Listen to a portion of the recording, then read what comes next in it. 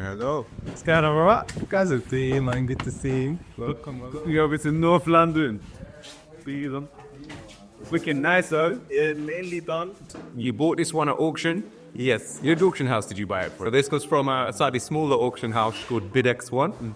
So we bought it through them.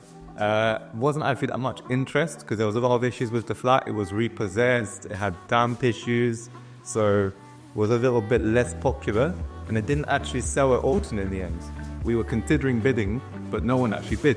Oh wow. So we went in just after the auction finished, made a cheeky post-auction offer, and that didn't make sense. But and then we got that one in there for £495,000. As I understand, it was actually more of a refurb. In terms of layout-wise, you pretty much kept everything in the same location. Is that right? Yeah, exactly. So actually, about 4 years before we bought it, the previous owner had done quite a big extension themselves. So you see those bifold doors over there? Yeah.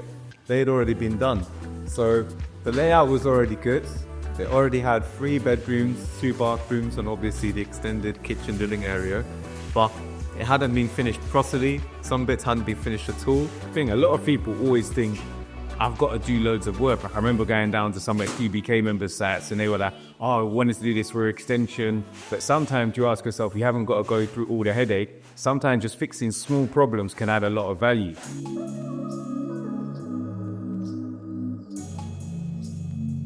So you went for, obviously, all of the flooring changed. Yep. New bathrooms. New kitchen. And then obviously painting and decorating and a few new radiators as well. No. The kitchen, which is 90% of the way there. Yeah, all the units are already in. The appliances are connected. What are you going to be doing in terms of the worktops? Yeah, so for the worktop, we've got the quartz installers coming tomorrow morning. Yeah. So they've already measured up and they'll be installing it then.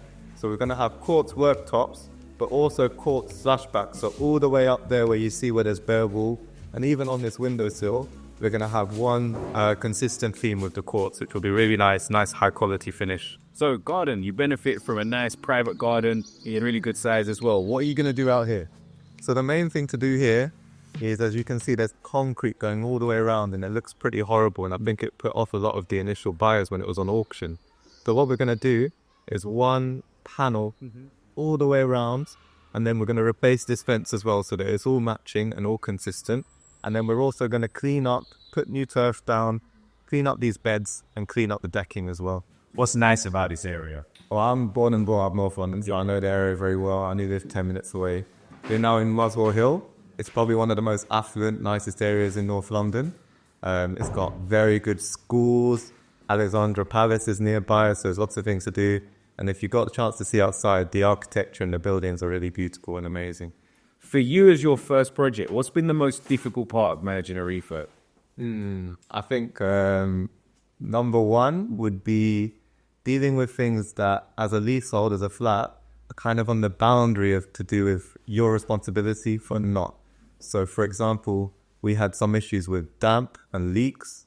We had a leak in the back on the flat roof with the neighbour above. And we also had damp coming in here, which was due to the steps at the front. So those steps and that roof, although weren't really my responsibility, it was in my interest to fix them to make the flat better. And so dealing with the neighbours, dealing with the freehold, that could be quite tricky. Yeah, so stakeholder management. I think also sometimes it's like, you don't want to die on the hill of principle, because you could be like, well, I'm only supposed to pay for, if there's 5 flats in the building, 20% of the steps.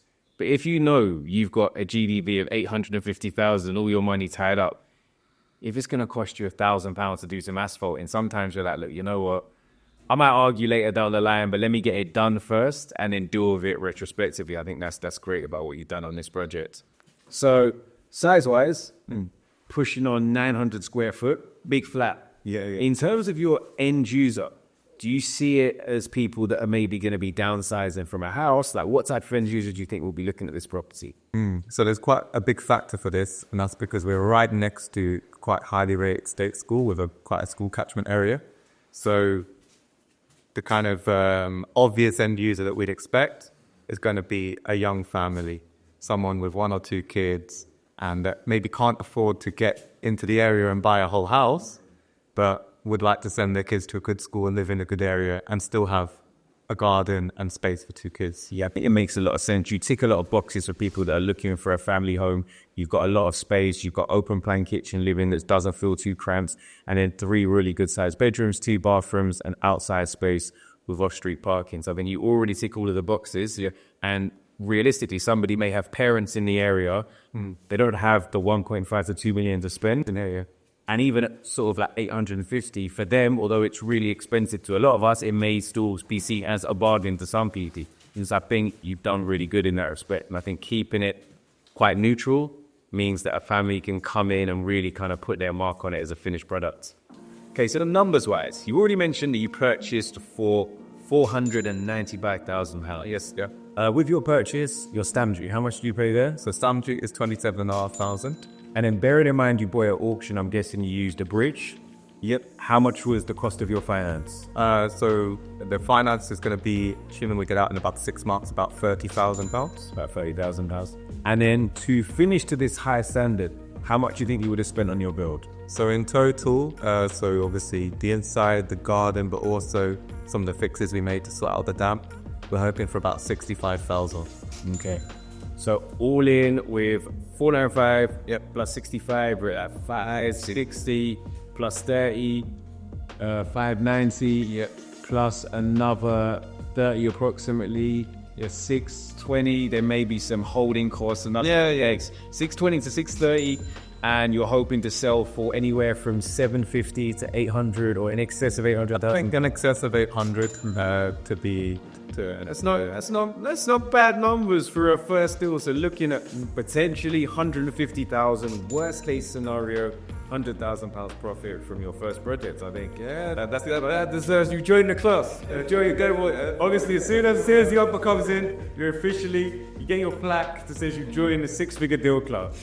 So for a first project, I think that is absolutely sensational. Now, we've spoken about a really wide berth in profits, anywhere from 100 to 200k. Now, how much do you actually think this property will sell for to achieve those numbers? Let us know in the comment section, and like always, make sure you subscribe. We're going to be back each and every week with development tours, with the PBK podcast, and loads of other hints and tips to help you become the best developer that you can be.